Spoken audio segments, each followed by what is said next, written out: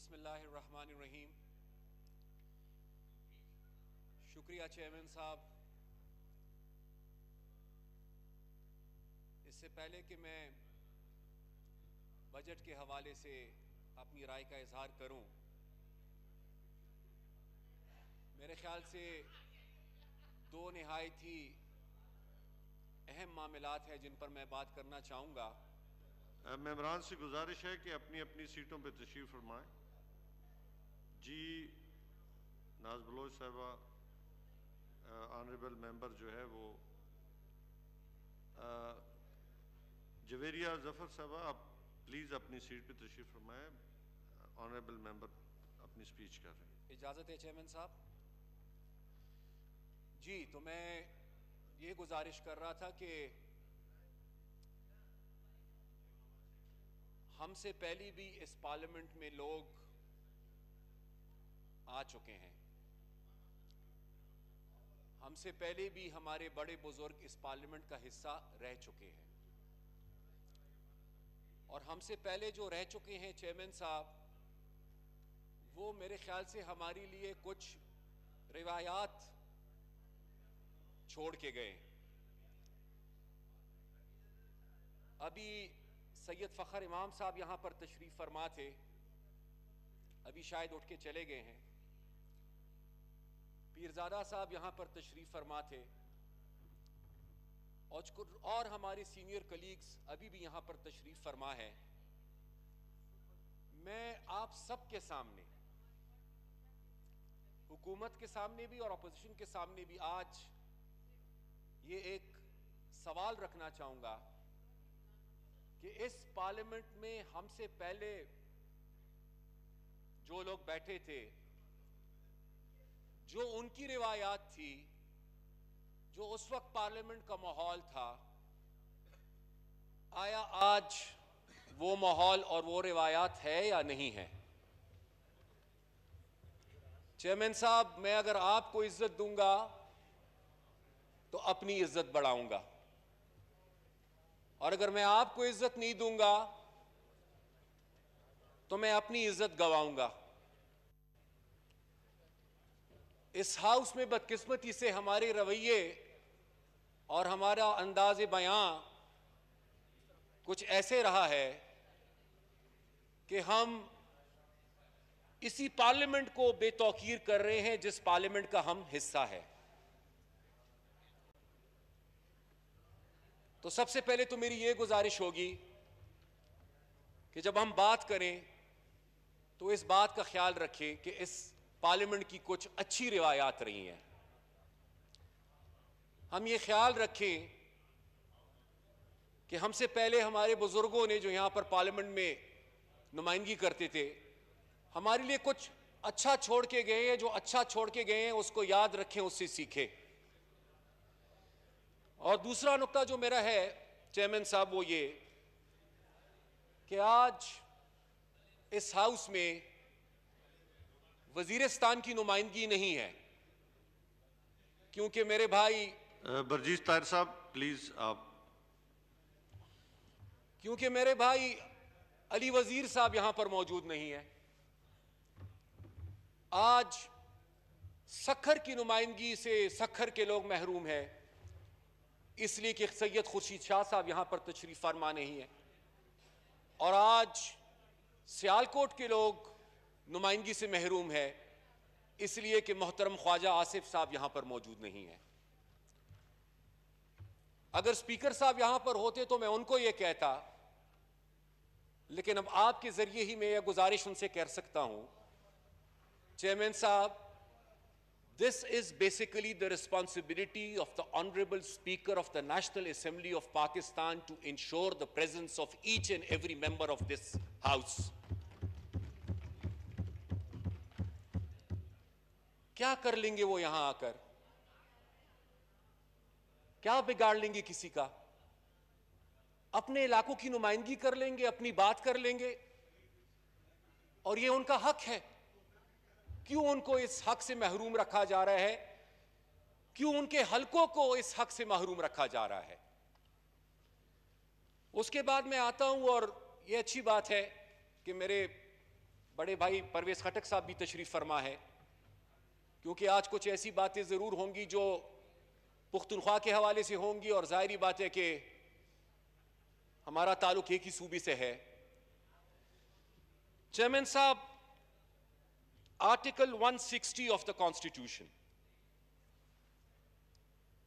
Article 160 of the constitution में यह वाज़े है कि हर 5 साल में नेशनल फाइनेंस कमीशन कॉन्स्टिट्यूट होगा,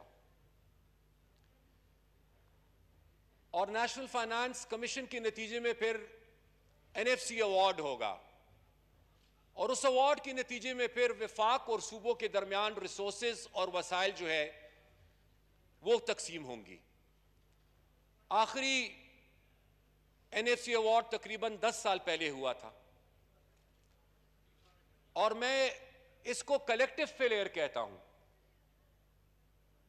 यह हम सब का फेलियर है कि पिछले 10 साल से हम नया एनएफसी नहीं दे पाए, और जब भी एनएफसी की बात होती है तो साथ यह कहा जाता है कि जी 18वीं तरमीम ने बड़ी खराबी पैदा कर दी है, 18वीं तरमीम में अमेंडमेंट्स होनी चाहिए, 18वीं तरमीम को रिविजिट करना चाहिए, मरकज का हिस्सा कम हो गया है, सूबों का हिस्सा बढ़ गया है।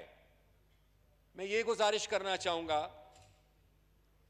कि 18वीं तरमीम तो बाद में आई थी, आखिरी एनएफसी अवार्ड उससे पहले मंजूर हुआ था। अब जो मुश्किल है वो ये है कि 18वीं तरमीम में आपने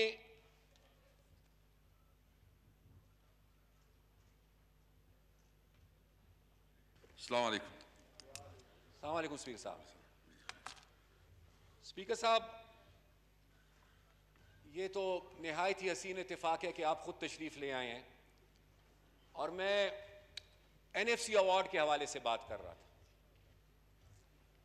कि 10 साल से हम नया एनएफसी अवार्ड नहीं दे पाए, और 18वीं तरमीम में सूबों को जो इख्तियारात दिए गए थे वो पहले तो सूबों को मुंतकिल नहीं हुए, और अगर कहीं पर मुंतकिल हो भी गए हैं तो उन इख्तियारात के साथ जो वसाइल दरकार थे वो वसाइल आज तक सूबों को मुंतकिल नहीं किए गए।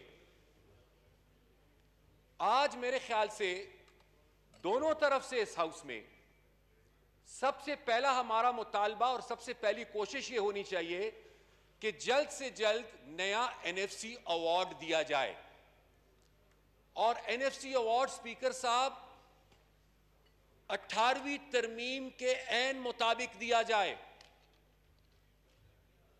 ताकि सूबे अपनी जिम्मेदारियां निभा सके। और ये ना करके स्पीकर साहब हम ना सिर्फ ये कि सूबों को उनकी रिसोर्सेज से और वसाइल से महरूम रख रहे हैं, बल्कि हम आईन की आर्टिकल 160 की भी खिलाफ वर्जी कर रहे हैं। इसी के साथ साथ स्पीकर साहब, आप भी इस इशू से बखूबी वाकिफ है, और मोहतरम परवेज खटक साहब भी इस इशू से बखूबी वाकिफ है। नेट हाइडल प्रॉफिट्स, यानी बिजली की जो हमारे आमदन है, मुनाफा है, एजीएन काजी फॉर्मूले के मुताबिक इसको लिंक कर दिया गया था टैरिफ के साथ। वो दिन और आज का दिन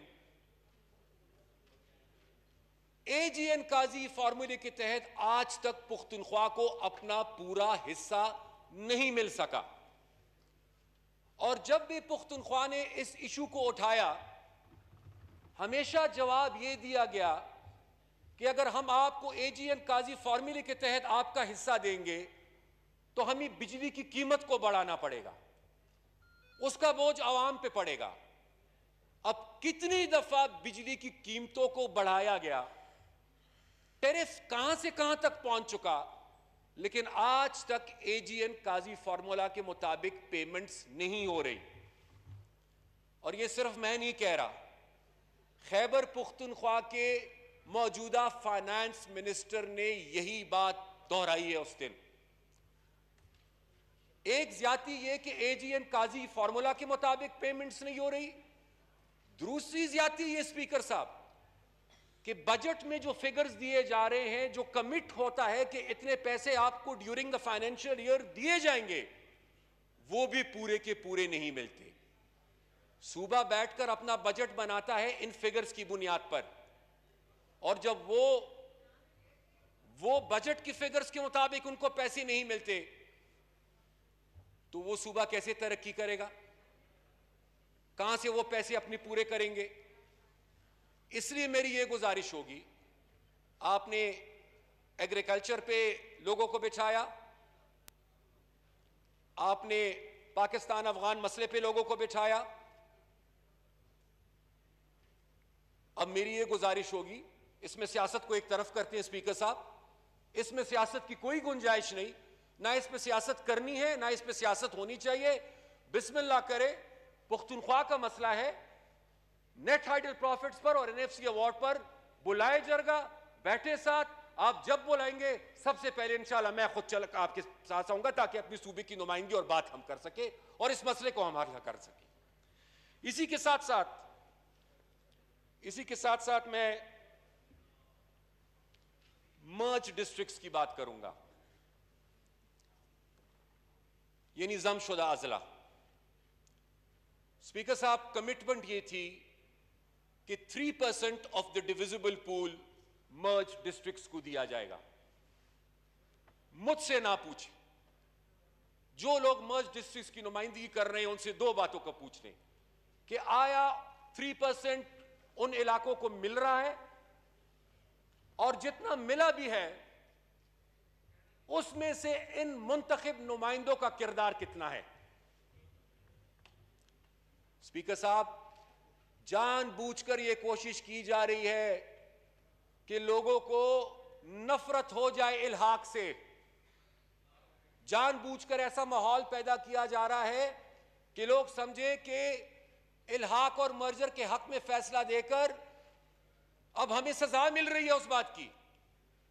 और फिर यहां पर जिक्र हुआ शोहदा का, इस तरफ से भी जिक्र हुआ, उस तरफ से भी जिक्र हुआ। तमाम शोहदा काबिल एहतराम है।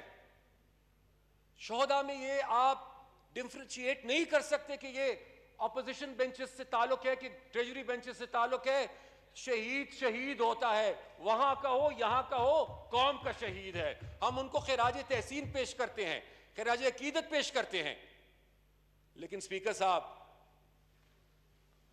पूछे जरा, आज कुछ मालूमात आपके पास होंगी भी, बदकिस्मती से आज एक बार फिर मिलिटेंट्स रीऑर्गेनाइज हो रहे हैं। एक बार फिर order in the house please, order in the house please. Speaker साहब, एक बार फिर रीग्रुपिंग हो रही है, एक बार फिर अगवा बराए तावान, टारगेट किलिंग्स, इनमें आहिस्ता आहिस्ता इजाफा हो रहा है, इनमें आहिस्ता आहिस्ता इजाफा हो रहा है। हम सब एक दफा आग के इस दरिया को पार कर चुके हैं। 40 साल लगे आग के इस दरिया को पार करने में हमें, हम सबको। क्या दोबारा अब इस आग के दरिया में कूदने का इरादा है? अच्छी बात है, हम अमेरिका को अड्डे नहीं दे रहे, लेकिन अमेरिका जिस तरीके और जिस अंदाज से निकल रहा है, अमेरिका को अपनी पड़ी है, अफगानिस्तान की और हमारी नहीं पड़ी। हर कीमत पर अमेरिका निकलना चाह रहे स्पीकर साहब। और अगर दोबारा खुदा न खास्ता वही सूरत हाल पैदा हो गई जो अफगानिस्तान यूएस विड्रॉल के बाद खाना जंगी की तरफ चला गया, अगर अफगानिस्तान दोबारा खाना जंगी की तरफ गया स्पीकर साहब, अल्लाह करे मेरी बात गलत साबित हो, लेकिन ये याद रखें, फिर ये याद रखें मेरी बात कि तबाही फैलेगी खुदा न खास्ता वहां पर भी, और तबाही फैलेगी खुदा न खास्ता यहां पर भी। इसलिए मेरे ख्याल से एक फैसला तो हमने किया है कि अड्डे नहीं देने, ठीक किया, लेकिन अब एक फैसला यह भी करना है कि ना दहशतगर्दों की कोई मुदाखलत अफगानिस्तान की तरफ से पाकिस्तान में होगी और ना दहशतगर्दों की कोई आमोदरफ्त पाकिस्तान की तरफ से अफगानिस्तान में होगी। ये एक फैसला भी कर लें। हैदर खान, आपने बहुत अहम इंपॉर्टेंट इशू उठाया है और ये बहुत सेंसिटिव है और इस पे पूरी डिबेट होनी चाहिए। हमने ये तय किया है कि इंशाल्लाह जैसे ये बजट का इजलास ख़त्म हो तो हम पूरी एक इस पे या तो इन हाउस कोई डिबेट करें जो इन कैमरा हो या कोई और कमेटी मीटिंग करे, लेकिन इसके ऊपर पूरी ब्रीफिंग दी जाएगी इस पार्लियामेंट को। शुक्रिया स्पीकर साहब। स्पीकर साहब, अब मैं आता हूं एग्रीकल्चर पर और वाटर सेक्टर पर। एग्रीकल्चर में स्पीकर साहब, अब बेसिकली पाकिस्तान, आपको पता है कि एग्रीकल्चर बेस्ड इकोनॉमी है। डायरेक्टली और इनडायरेक्टली अक्सरियत लोग जो हैं वो लिंक्ड है इस सेक्टर से, मेजॉरिटी ऑफ द पॉपुलेशन। अब आप देखें हमारी आज हालत यह है कि आज हम वीट इंपोर्ट कर रहे हैं, शुगर इंपोर्ट कर रहे हैं, दालें इंपोर्ट कर रहे हैं, हालांकि मेरे ख्याल से इसके उलट होना चाहिए था। हमें एक्सपोर्ट करना था, इंपोर्ट नहीं करना था। अब अल्लाह करे कि हम ये करें, अल्लाह करे कि हम इसके काबिल हो जाएं, लेकिन मैं ये समझता हूं, और आप देख लें जो इंसेंटिव्स हैं, जो एलोकेशंस है एग्रीकल्चर सेक्टर के हवाले से, जितना आपने किया है आपने, लेकिन मेरे ख्याल से इस सेक्टर की अहमियत को देखते हुए स्पीकर साहब, इन इंसेंटिव्स को और इन एलोकेशंस को बढ़ाना होगा, ग्रोअर्स को रिलीफ देना होगा। जब तक मजीद इंसेंटिव्स हम नहीं देंगे, ग्रोअर्स को हम सपोर्ट उस तरीके से नहीं कर पाएंगे जो इन हालात का तकाजा है। फिर मैं आता हूं स्पीकर साहब वाटर सेक्टर पर। अगर कहीं पर अच्छी स्कीम आती है, आपने शुरू की है, आप मुकम्मल कर रहे हैं, अच्छी बात है, लेकिन मैं आपके सामने आज दो मिसालें लगता हूं, इसको भी प्लीज आप देख लें। एक स्कीम है बैजई इरिगेशन स्कीम। परवेज खटक साहब इस स्कीम से बखूबी वाकिफ हैं। स्पीकर साहब, ये बेसिकली 25,000 एकड़ जमीन को इरिगेट करना था इसने, जिसमें 5,000 मालाकंड और 20,000 मर्दान में। 2010 में यह स्कीम शुरू हुई, 2015 में यह स्कीम कमीशन की गई। अब वाटर कोर्सेज इसके, क्योंकि किसान तक पानी वाटर कोर्सेज के बगैर नहीं पहुंच सकता, 168 वाटर कोर्सेज का स्पीकर साहब PC1 आज तक 13-14 से पेंडिंग है। अब जब तक वो अप्रूव नहीं होगा और ये वाटर कोर्सेज नहीं बनेंगी, लोगों तक पानी नहीं पहुंचेगा, वो पानी जाया हो रहा है। इसी तरीके से चश्मा लिफ्ट कम ग्रेविटी स्कीम, स्पीकर साहब इस PSDP में भी 470 मिलियन की एलोकेशन, 50 मिलियन का एक्सपेंडिचर टिल 30th जून 2021, 50 मिलियन, और उसका स्टेटस यह है कि डिटेल्ड इंजीनियरिंग डिजाइन, यह PC1 है। मैं आपसे सबसे गुजारिश करूंगा, और इसमें मैं अपनी भी गलती तस्लीम करता हूं, मैं भी 5 साल एज चीफ मिनिस्टर इसको नहीं बना पाया, खटक साहब भी 5 साल एज चीफ मिनिस्टर इसको नहीं बना पाए, दुरानी साहब भी 5 साल एज चीफ मिनिस्टर इसको नहीं बना पाए। अब महमूद खान साहब है, अल्लाह करे कि वो बना पाए। वैसे इसमें खटक साहब मेरे ख्याल में एक्सप्लेन करेंगे, इसमें काफी पेशरफ हुए, ये खटक साहब एक्सप्लेन कर लें। स्पीकर साहब, मुश्किल क्या है? आप जरा पिछले 15 साल के पीएचडीपी की कॉपीज उठा के देखें।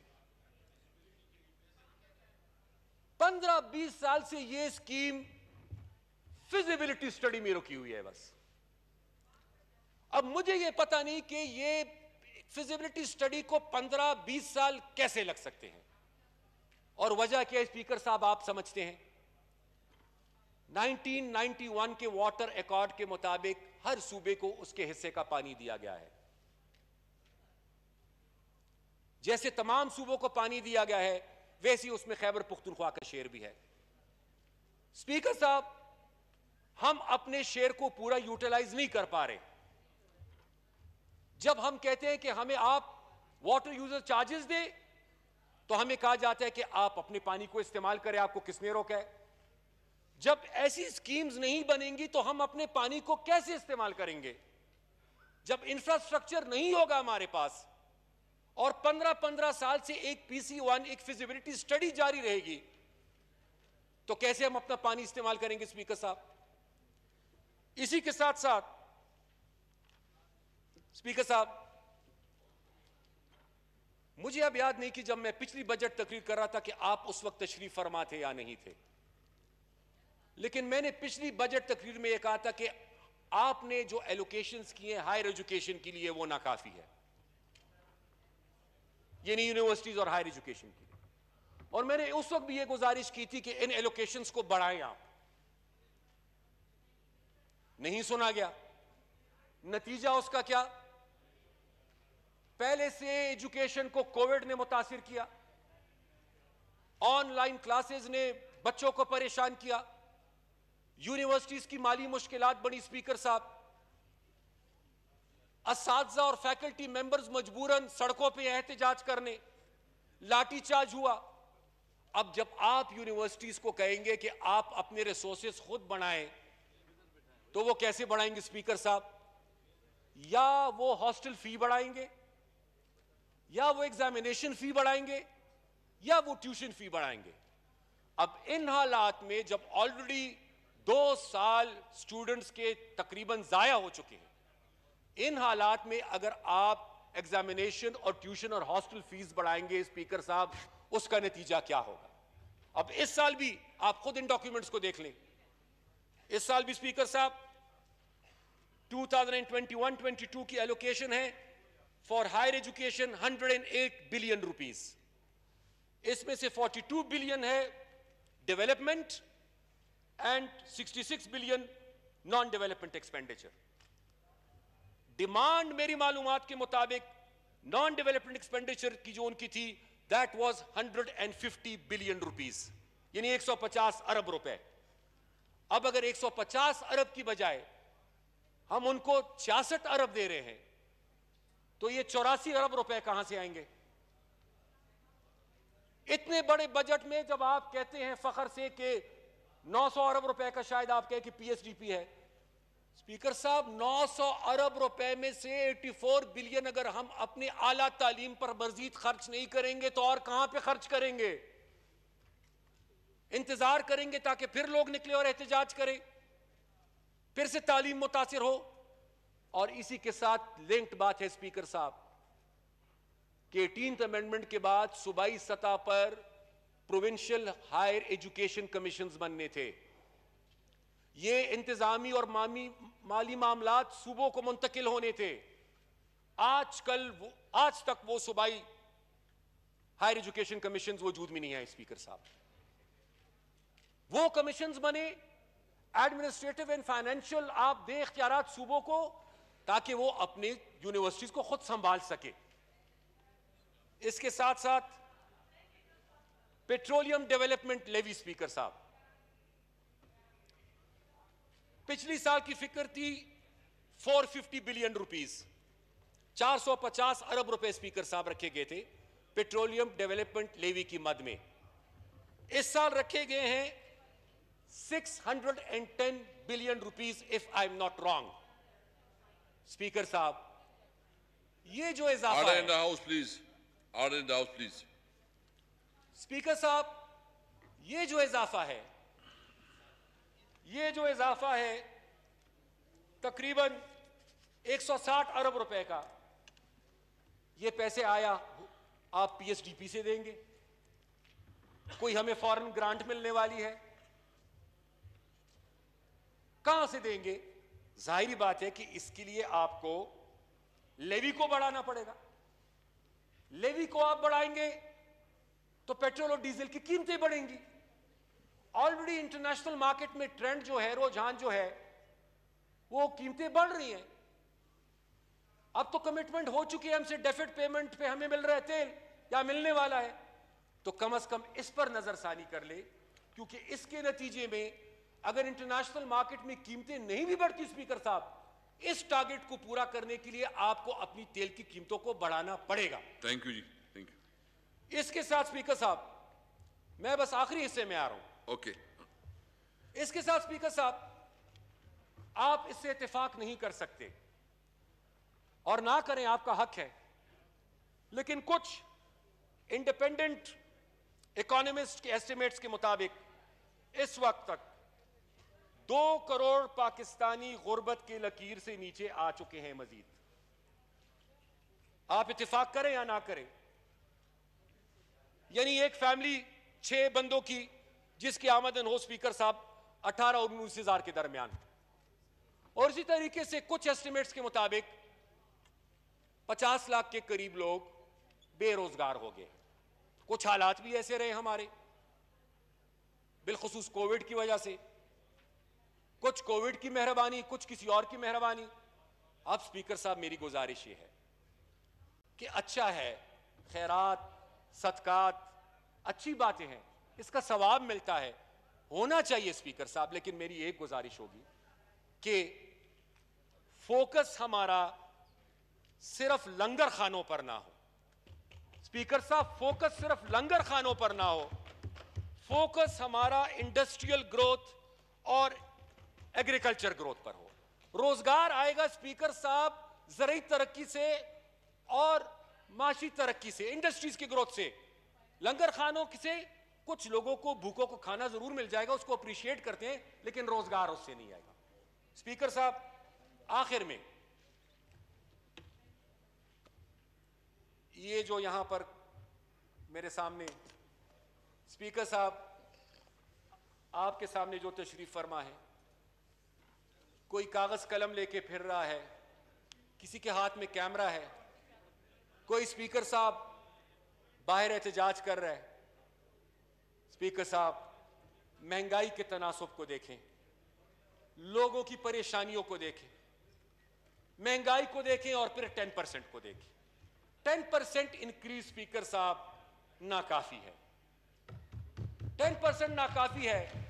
स्पीकर साहब, सिंध पर बहुत तनकीद की गई, सिंध का जवाब सिंध वाले देंगे, लेकिन यार इन्हीं बजट में, इन्हीं माली मुश्किलात में अगर सिंध 20% इंक्रीज दे सकती है तो फेडरल गवर्नमेंट क्यों नहीं दे सकती? इसको बढ़ाया जाए। और इसी के साथ स्पीकर साहब एक उसको गिला कर ले, कह ले, एक गुजारिश करना चाहूंगा। एक तरफ मेरा माशाल्लाह सवाबी है, यानी आप, दूसरी तरफ नौशहरा है माशाल्लाह, वहां पर खटक साहब MNA है। स्पीकर साहब, आप तो माशाल्लाह सवाबी पाकिस्तान से मुंतखब होकर आए हैं, परवेज खटक साहब भी नौशहरा पाकिस्तान से मुंतखब होकर आए। स्पीकर साहब, ये इस तरह हम श्रीलंका से मुंतखब हुए हैं कि हम बांग्लादेश से मुंतखब हुए हैं। हम कहां से मुंतखब हुए स्पीकर साहब? या तो हमें आप बता दें कि जी आप श्रीलंका से मुंतखब हुए हैं या आप बांग्लादेश से मुंतखब हुए हैं, जाकर आप बांग्लादेश की हुकूमत से बात करें और श्रीलंका की हुकूमत से बात करें। दो साल तो मुझे पता है स्पीकर साहब, 2 साल तो जब बात ये थी कि जी सियासत बाद में और पहले इकोनॉमी होगी, तो उस तरफ मेरे बैठे भाई भी परेशान थे, उनकी भी मुश्किलात थी। अब जब आपने फैसला कर ही लिया है कि जी इलेक्टेड रिप्रेजेंटेटिव्स के जरिए आपने उनके हलकों को अब तरक्की देनी है, तो फिर स्पीकर साहब वादा तो यह था कि 2 नहीं 1 पाकिस्तान, फिर यहां पर 2 Pakistan. Thank you, thank you speaker साहब। दुआ जी। जवाब दूं जब लोग आते हैं कि जी हमें 20 फुट की सिर्फ हमें गैस पाइपलाइन चाहिए?